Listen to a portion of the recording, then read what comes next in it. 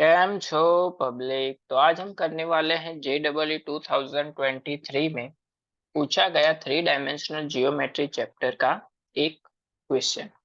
तो देखते हैं कौन सा क्वेश्चन पूछा गया है। तो यहाँ पे 3 डायमेंशनल जियोमेट्री में से क्वेश्चन पूछा गया है कुछ ऐसा।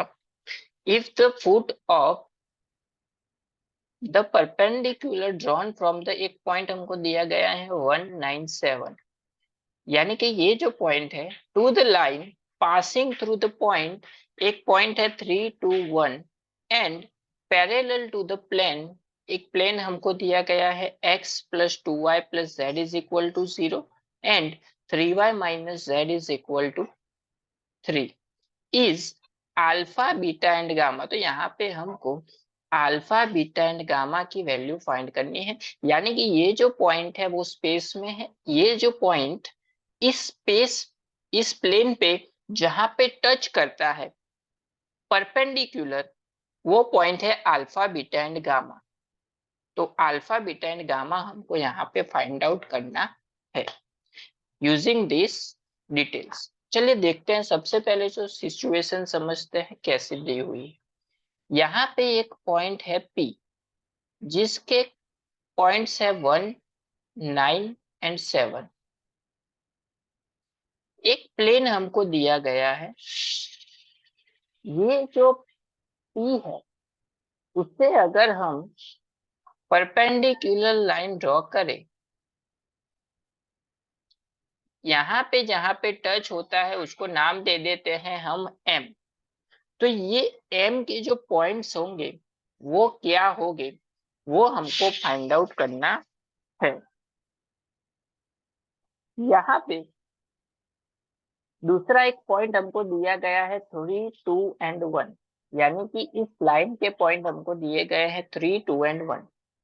तो सबसे पहले तो इसका डायरेक्शन रेशियो फाइंड करेंगे एंड उसके ऊपर से हम इसको सॉल्व करेंगे। चलिए देखते हैं, सबसे पहले हम डायरेक्शन रेशियो फाइंड करते हैं। Direction ratio is equal to क्या होता है, I J K डिटर्मिनेंट में। अब बारी आती है वैल्यूज की, A1 B1 C1 A2 B2 C2 क्या होगा। तो वो होंगे हमारी जो प्लेन की लाइन है उसका इक्वेशन है, उसके कोऑर्डिनेट्स। यहाँ पे क्या है 1, 2 एंड 1, तो यहाँ पे क्या आ जाएगा 1, 2 एंड 1। उसी तरह से इसके कोऑर्डिनेट्स x का 0, y का 3, z का -1। चलिए डिटरमिनेंट को सॉल्व करते हैं। I वैसे का वैसा, इन दोनों का मल्टीप्लिकेशन 2 - 1 यानी कि -2, 3 - 1 यानी कि -3, minus j cap 1 minus 1 into -1 क्या हो जाएगा -1 -0 प्लस k कैप 3 इंटू 1 3 -0। इसको सिंप्लीफाई करेंगे तो हमको मिलेगा -5 आई कैप, माइनस माइनस हो जाएगा plus j cap plus 3 k cap. तो डायरेक्शन रेशियो के पॉइंट्स हमको मिल गए -5, 1 एंड 3। तो डायरेक्शन रेशियो इसका मिल गया -5, 1 एंड 3। ये पॉइंट तो ऑलरेडी हमको गिवन है, तो इसकी फॉर्मूला हम क्रिएट कर सकते हैं, यानी कि इसकी फॉर्मूला क्या हो जाएगी लाइन की,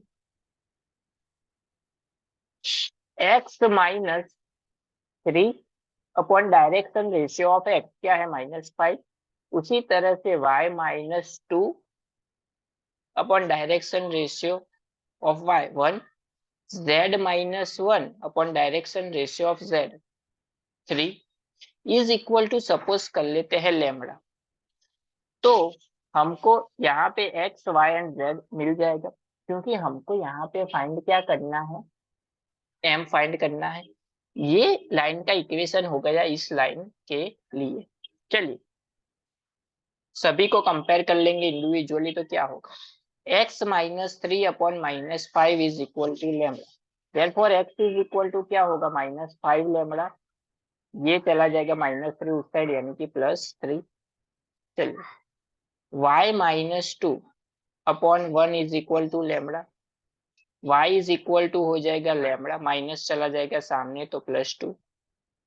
उसी तरह से z-1/3 is equal to lambda, तो z इज इक्वल टू क्या हो जाएगा 3 लैम्बडा, ये चला जाएगा सामने तो +1।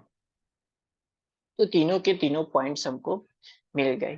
तो यहाँ पे हमको m का पॉइंट मिल गया x, y एंड z में, लेकिन ये लैम्बडा क्या होगा? तो लैम्बडा की वैल्यू फाइंड आउट करने के लिए हम क्या करेंगे कि ये जो p एंड m है वो परपेंडिकुलर है किस डायरेक्शन रेशियो से?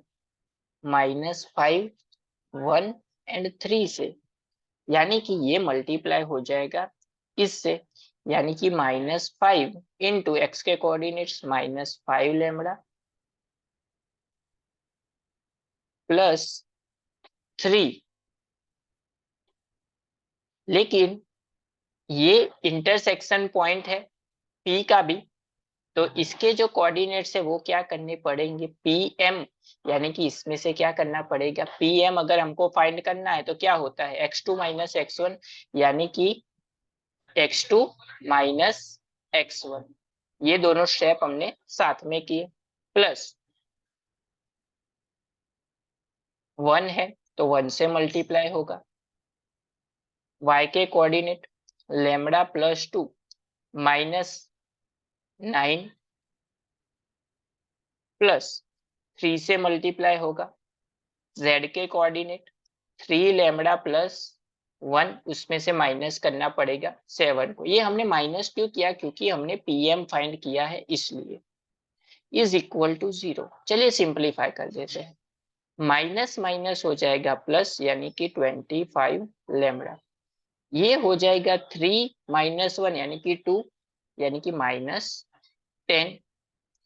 प्लस वैसे का वैसा लैम्बडे का वैसे वैसा क्योंकि 1 है, 2 - 9 यानी कि -7, इसको कैलकुलेट कर लेते हैं, प्लस 3 इंटू 3 9 लैम्बडा, -6 होगा यानी कि -3 से मल्टीप्लाई यानी कि -18 इज इक्वल टू 0। चलिए कैलकुलेट कर लेते हैं, 25 लैम्बडा लैम्बडा 26 प्लस 9 लैम्बडा यानी कि 35 लैम्बडा, माइनस 10 -7 -17 -18 यानी कि -35 इज इक्वल टू 0। 35 चला जाएगा सामने तो +35, 35 से डिवाइड होगा तो लैम्बडा इज इक्वल टू मिलेगा 1। लैम्बडा की वैल्यू 1 मिल गई, यहाँ पे पुट करेंगे तो तीनों के तीनों पॉइंट्स हमको मिल जाएंगे। चलिए यहाँ पे पुट कर देते हैं, लैम्बडा इज इक्वल टू 1, तो -5 + 3 क्या हो जाएगा -2।